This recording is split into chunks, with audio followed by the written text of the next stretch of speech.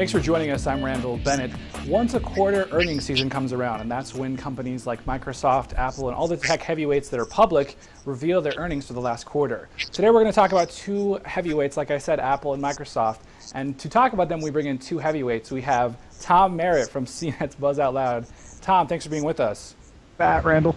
Yeah, I may be a little. No, I'm just kidding. Also, we have Dan Fromer. Dan, thanks for being with us as well. Thank you. So let's talk about this. You know, some people, yesterday when the news came out about Apple's earnings, people were kind of saying it was, better than expected sales for Macs. Today they're kind of saying, they looked at a little bit deeper, and Apple's going to be laying off a bunch of their retail employees. This kind of left me wondering, are they the next gateway and, kind of doing away with these retail stores? Tom, what's your take? I don't think so. I mean, it's interesting how Apple's earnings call was received very positively on the day it was put out. And then when Microsoft's earnings call comes along and is not very good, suddenly they're saying, well, Apple's earnings call was okay, but it was not great news. So there's a little spin going on. And of course, it is a bad economy and it's bad for retail. So it's no surprise that any retail organization is going to have to be going through layoffs, and Apple's no exception to that. I mean, I think that's very true. I think, a lot of people tout Apple as this huge success in retail. I think this is kind of their first a little bit dent. Dan, what's your take on this whole Apple earnings shenanigans? Well, first of all, they had a great quarter. The Mac line didn't really grow over last year, neither did the iPod, but the iPhone did very well. I'm not worried about this retail stuff. I mean, first of all, it's a 10% cut. It's 1,600 people of more than 15,000. So not a big deal. They still say they're going to keep opening stores this year. 25 total, about half of those in the U.S., half overseas. Hey, retail was bad. Their traffic in their stores was up like 16%, but sales were only up 1%. Yeah. So of course they're going to cut back on staff and expenses. Their retail stores are a huge success in terms of retail stores, but they're relatively a small part of Apple's business. So it's really not a big deal. That's interesting stuff. Let's switch gears for a second and talk Microsoft. So Microsoft also came out with its earnings, and it was the first drop in profits for 23 years. They've had earnings growth. Dan, do you see this as kind of something that, are people justified in being a little bit nervous about this, or what do you think is causing all this? Well, all right, Microsoft is and Apple too, affected by the broader market around them.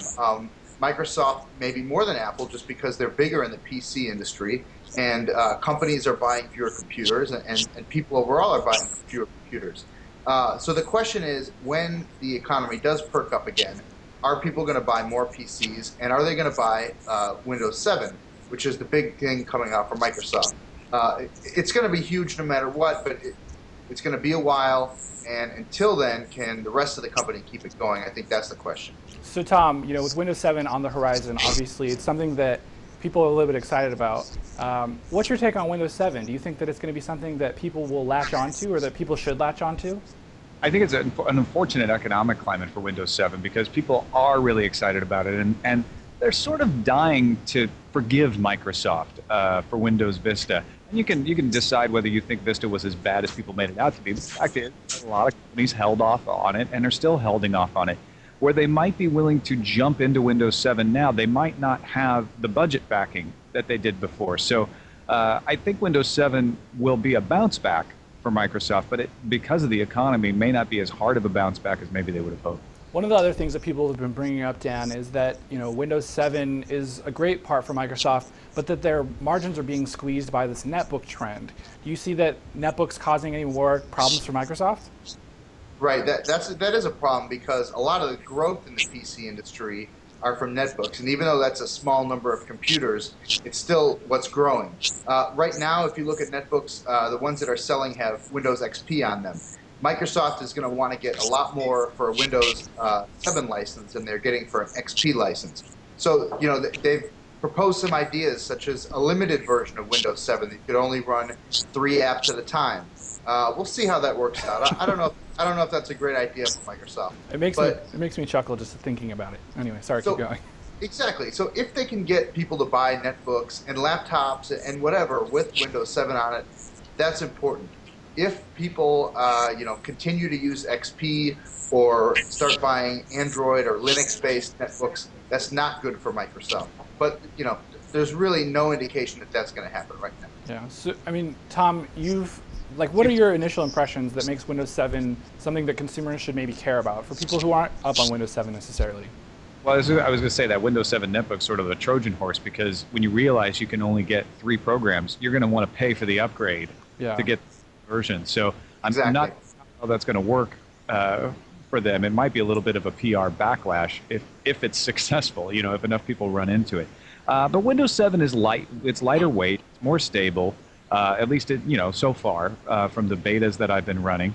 And it's, it's got a few user interface improvements that are sort of nifty and gee whiz.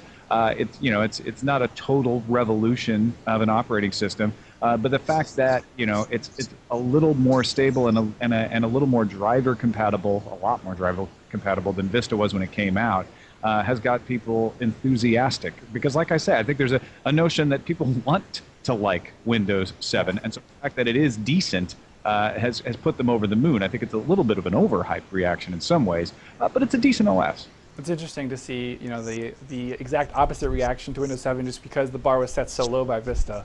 We'll have to see what happens when it launches. Guys, we're out of time, so we'll have to leave it there. Tom Merritt, thanks for joining us. CNET Buzz Out Loud, bol.cnet.com.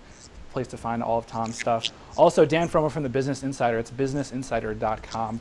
I'm Randall Bennett. Thanks for joining us. We're on iTunes. We're on YouTube. We're trying to be everywhere. So if there's somewhere you want to see us that we're not, let us know and we'll get there too. We'll see you next time. Later.